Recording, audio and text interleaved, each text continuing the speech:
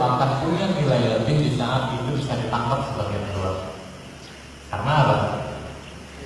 Tugasnya pengusaha itu bisa melihat peluang-peluang yang ada, baik itu laju pertumbuhan ekonomi, baik itu laju pertumbuhan masyarakat, dan juga pergeseran perilaku cara hidup di bangsa dan negara.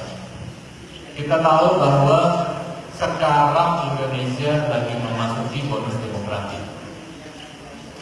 Sesaat lagi Indonesia tahun 2024, 67% penduduk Indonesia adalah tenaga kerja produktif.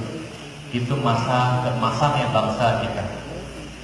Dan Lampung sebagai penduduk nomor 2 terbesar di Sumatera punya potensi yang sangat luar biasa dalam menghadapi masyarakat ASEAN dan juga bonus demografi. Nah, ini yang harus kita dilihat. Mungkin juga kebetulan hari ini banyak para mahasiswa yang nantinya menjadi penggerak dan yang akan memegang estafet perjuangan bangsa dan negara dalam sektor ekonomi.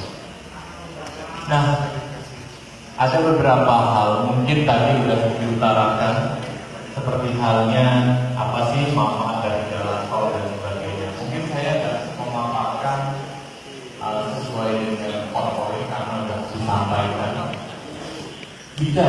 Bicara hari ini, kita tahu menghadapi bonus demografi.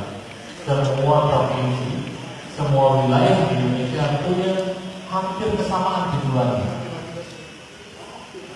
Kita tahu bahwa Indonesia selama ini primadonanya itu adalah di sektor-sektor usaha komoditas. Ya, kita biasanya di sektor sawit, karet, pertanian dan sebagainya. Tetapi